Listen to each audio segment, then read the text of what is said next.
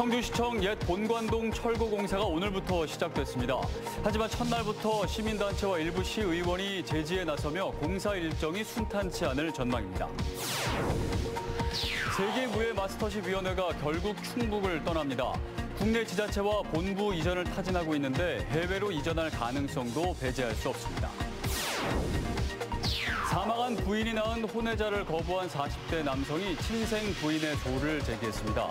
하지만 소송 자체가 성립되지 않을 수 있다는 우려가 나오며 논란이 확산되고 있습니다. 초록우산 어린이재단이 충북에서 처음으로 충주 후원회를 발족했습니다. 2억 3천만 원의 후원금을 마련해 불우한 처지의 어린이들을 적극 도울 계획입니다.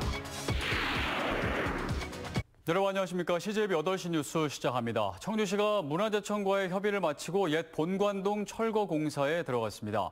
이미 내부 성면 제고 공사는 끝이 났고 오늘부터 본격적으로 외벽 철거에 들어가기로 했는데 일부 민주당 시의원과 시민단체가 제지에 나서면서 공사 일정이 순탄치 않을 전망입니다. 홍우표 기자입니다. 청주시와 문화재청은 지난 1월부터 옛 본관동 철거와 일부 보존하는 방식에 대해 수차례 논의를 진행했습니다. 그 과정에서 합의안이 도출됐는데 크게 두 가지로 요약할 수 있습니다.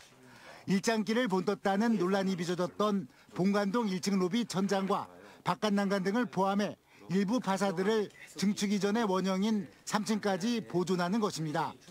또 3D 디지털 데이터 구축과 건축물의 사진, 영상 등을 담은 백서를 기록으로 남기기로 했습니다. 이제는 더 이상 소모적인 논쟁을 하지 않았으면 하는 기대를 하고 있고요. 이제부터 우리 시민과 우리 청주시 직원 그리고 미래 청주를 위한 신청사 건립을 본격적으로 추진하겠습니다. 이렇게 문화재청과의 협의안이 나오면서 청주시는 내부 성면 제거 공사를 마치고 당초 오늘부터 본관동 본격 철거 공사에 들어가기로 했습니다. 그런데 예상했던 변수가 생겼습니다. 시민단체가 공사용 안전용 가림막 안으로 들어가 본관동 존치를 요구하는 기자회견을 갖고 24시간 농성에 들어간 것입니다. 시내에 있는 국보인 용두사지 철당간 청주에 있다고 청주시가 마음대로 해도 되는 겁니까? 사적으로 지정되어 있는 상당산성 청주시가 마음대로 해도 되는 겁니까? 이렇게 문화적 인식이 천박해서야. 여기에다 일부 민주당 의원들도 현장에서 철거공사 진행을 제지했습니다. 문화재청과의 협의를 마친 만큼 본관 철거를 반대하는 것은 아니지만 자신들에게 사전 설명이 없었다는 이유에서입니다. 이에 대해 청주시는 의장과 부의장 그리고 몇몇 의원들에게 면담 또는 전화로 사전 설명을 했다고 밝혔습니다. 본관동 철거와 청주병원 퇴거는 통합시청사 건립을 위한 불가피한 과정으로 청주시는 일부 진통을 겪더라도 강행 추진할 수밖에 없다는 입장입니다. CJB 홍우표입니다. 전임 이시종 지사가 설립한 세계무예마스터십위원회 WMC가 결국 충북을 떠납니다. 이번 달 서울에 임시 사무실을 열고 국내 지자체와 본부 이전을 타진하는데 경우에 따라 해외로 이전할 가능성도 배제할 수 없습니다. 조용광 기자입니다. 세계무예마스터십위원회 WMC 청주본부입니다. 서울 관악구 임시 사무실로 이사하기 위해 짐을 싸느라 어수선합니다.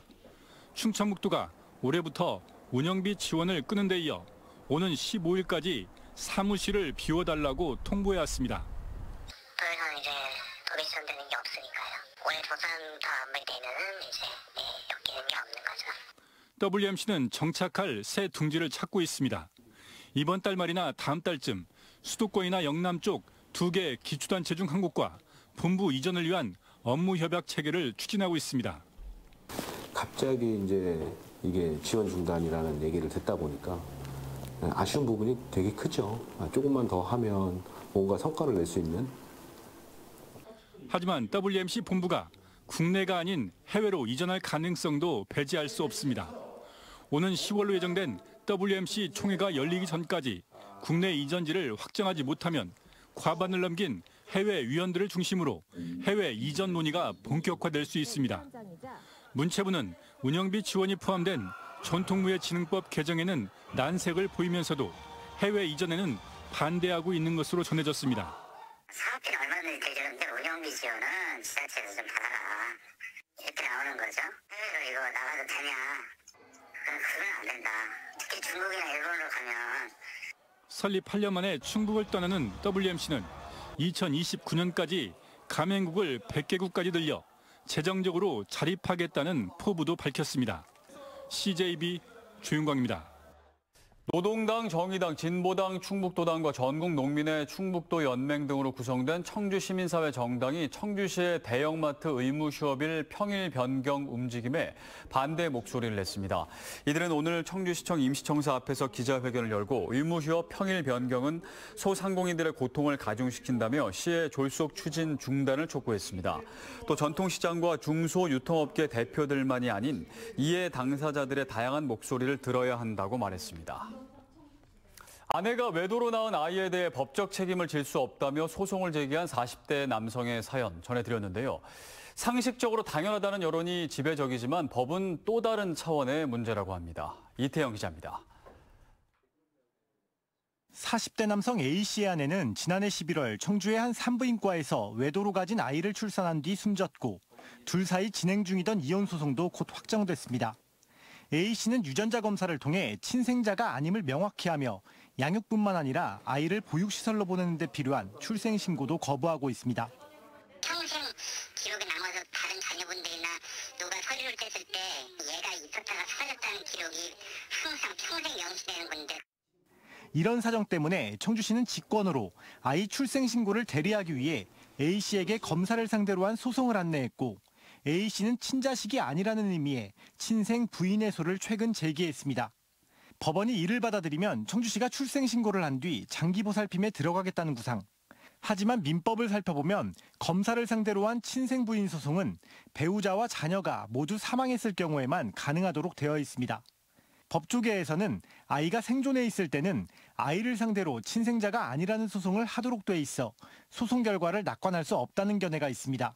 엄마 그리고 자녀가 사망한 경우에 해당되지 않기 때문에 이건 좀 부적법하다고 평가될 가능성이 높습니다. 이런 경우에는 원칙적으로 그 아이를 상대로 소를 제기하고 다만 실제로 소송을 할 수 없기 때문에 가정법원에 특별대리인 선임 신청을 해서 그 특별대리인을 통해서 소송을 진행하는 것이 맞습니다. 이번 소송이 각하될 경우 A씨에게는 과태료가 부과될 수 있고 자치단체의 구상도 차질을 빚을 수 있습니다. 유전자 검사 등을 통해 명백히 친자가 아님이 밝혀진 경우에 한해 친생 추정을 예외로 하는 민법 개정이 시급한 이유입니다. CJB 이태현입니다. 하루 앞으로 다가온 전국 동시조합장 선거에 격전지를 꼽으라면 바로 후보 6명의 출사표를 던진 청남농협인데요. 막판 표심 잡기에 나선 현장을 안정은 기자가 다녀왔습니다. 조합원 수 3,100여 명의 청남농협은 청주 남일과 가덕, 문의 단위농협이 통합해 출범한 청주권 대표 단위농협 중 한 곳입니다. 전 라이온스 회장인 봉영덕 후보는 발로 뛰는 현장형 조합장이 되겠다고 약속했습니다. 첫째는 제가 부지런합니다. 부지런해서 지금 제가 봐서는 앉아서 하는 행정이 아니라 현장에서 뛰는 행정을 하고 싶어서 나왔습니다. 문희면 주민자치위원장인 김재년 후보는 섬김의 자세로 무보수로 일할 것을 약속했습니다. 조합원들에게 조금이나마 도움이 되었으면 좋겠다라는 생각에서 순수한 마음에 봉사하는 마음으로 월급을 받지 않고 즉 무보수 조합장으로 3선에 도전하는 안정숙 후보는 검증받은 후보로서 사업의 완성도를 높이겠다는 포부입니다. 첫째, 작년서부터 저희들이 그 수도작 농가에 공동으로 드론 방제를 하는 게 있습니다. 그래서 그 방제 사업을 더 완성을 시킬 거고요. 이윤호 후보는 청주 농협지점장의 경험을 살려 농민을 위한 야무진 조합장을 약속했습니다.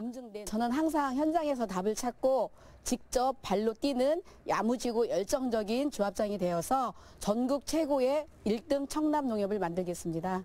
청원군 의원을 지낸 강전배 후보는 농촌 고령화를 극복할 다양한 정책들을 제시했습니다. 클러스터화 시켜갖고 종합 한 데서 고온산물에다 집중적으로 만들어갖고 하면은 5명이면 배달 서비스까지 충분합니다. 청남농협 4대 조합장을 역임한 정상배 후보는 농민소득 확대 등 중장기 청사진을 약속했습니다. 농업을 미래를 위해서 투자를 해야 되는데 근시안적으로 하기 때문에 저는 장기적으로 발전 계획을 세워서 미래 설계를 해야겠다. 제3회 전국 동시조합장 선거는 충북에서 76명의 조합장을 선출하고 도내 유권자는 11만 5천여 명입니다. 일반인 투표는 도내 131개 투표소에서 내일 오전 7시부터 오후 5시까지, 코로나19 격리자는 낮 12시부터 오후 5시까지 진행됩니다. CJB 안정원입니다. 충청북도가 지역 의료원의 간호 인력 충원을 위해 올해 공공간호사 40명을 선발합니다. 신청 대상은 전국 대학의 간호학과 4학년 재학생으로 선발된 장학생은 장학금 800만 원을 지원받고 졸업 후 청주의료원과 충주의료원에서 2년간 복무해야 합니다. 국내 유일의 천연물 산업 종합단지의 거점이 될 천연물 지식산업센터 기공식이 제천시 왕암동 제2바이오밸리에서 열렸습니다. 제천시는 내년 11월까지 총 사업비 292억 6천만 원을 투입해 지하 1층, 지상 5층 규모로 건립할 계획입니다. 센터에는 천연물 관련 중소, 창업기업을 위한 임대형 공장과 사무실, 근린 생활시설 등이 들어서게 됩니다. 초록우산 어린이재단이 도내 시군 가운데 처음으로 충주 후원회를 발족했습니다. 어려운 환경의 어린이들이 꿈과 희망을 갖고 성장할 수 있도록 올해에만 2억 3천만 원의 후원금을 지원할 계획입니다. 이은영 기자의 보도입니다. 차디찬 방바닥에서 어지러이 뛰어노는 아이들. 심한 지적장애를 가진 부부와 5명의 아이들이 생활하는 공간입니다. 2명의 자녀 역시 지적장애를 앓고 있는 데다 넷째는 4살이 되도록 걷기는커녕 제대로 서지도 말을 하지도 못합니다. 아빠가 물류센터에서 벌어오는 200여만 원의 수입이 전부. 엄마는 6째를 임신 중인데 여동생 병원비로 매달 70만 원을 보내주고 나면 7 식구가 생활하기에는 너무도 버겁습니다. 이제 아동들 생활품비, 식비, 그리고 넷째 자녀 치료비 같은 경우, 그리고 셋째 자녀도 치료를 받고 있는 상황이어야 되는데 치료비가 많이 부족해가지고. 충주 지역에서 이처럼 도움을 필요로 하는 기초생활수급 대상 아동은 1,800여 명. 이들의 주거 환경을 개선하고 교육의 기회를 보장하기 위해 충주 후원회가 발족했습니다. 충주 지역 아동들을 직접 돕겠다며 11명의 후원자들이 발벗고 나선 겁니다. 우리 충주 후원회의 창립이 충주를 중심으로 더 많은 아이들이 꿈과 희망을 가지고 행복한 세상을 만들어갈 수 있는 튼튼한 토대가 되기를 바랍니다. 창립 첫 해인 올해에만 2억 3천만 원의 후원금을 마련해 불우한 처지의 어린이들을 적극 도울 계획입니다. 우리 충주는 아동 친화 도시고요. 아동 친화 도시가 되려면 가장 힘든 아이들이 행복해야 됩니다. 힘든 아이들에게 이 이상 좋은 건 없을 겁니다. CJB는 초록우산 어린이재단과 함께 천원의 힘, 희망 캠페인을 펼치고 있습니다. 초록우산 계좌로 성금을 보내주시거나 한 통화에 3,000원인 ARS 전화로 성금을 모아주시면 어린이들에게 큰 힘이 될 수 있습니다. CJB 이윤영입니다. 충북 지역 학생들의 사교육 의존도와 비용 부담이 더 커진 것으로 조사됐습니다. 통계청이 오늘 발표한 2022년 초중고 사교육비 조사 결과에 따르면 지난해 충북의 사교육 참여율은 73.1%로 1년 전보다 3.6%포인트 높아졌습니다. 사교육 참여 학생의 1인당 월 평균 사교육비는 43만 4천 원으로 1년 전보다 지출이 2만 5천 원 증가했습니다. 청주시와 주식회사 LS 일렉트릭은 오늘 업무 협약을 맺고 사업장 내 폐건전지 재활용에 협력하기로 했습니다. 이번 협약으로 시는 폐건전지 수거 체계를 구축하고 기업은 직원을 대상으로 폐건전지 분리배출 교육 등을 진행할 계획입니다. 폐건전지는 재활용 효율이 높지만 대부분 매립되거나 소각돼 재활용률이 25%에 그치고 있습니다. 제천시가 2차 전지 생산업체인 코이즈와 공장 신설 투자 협약을 체결했습니다.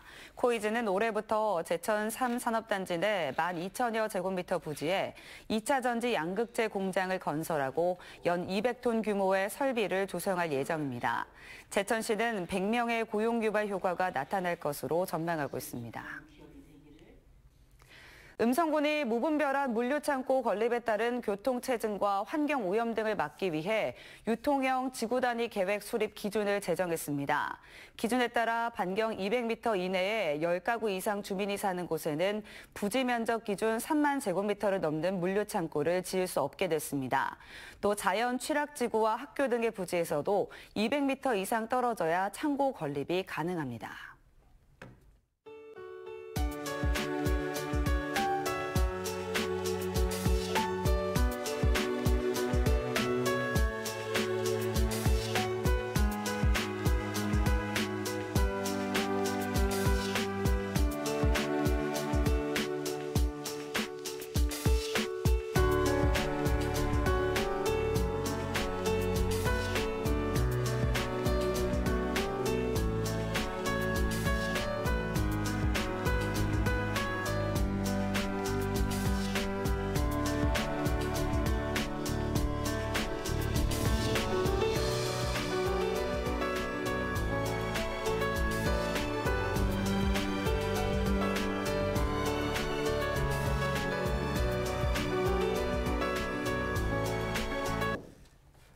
이상으로 CJB 8시 뉴스를 모두 마칩니다. 시청해주신 여러분 고맙습니다.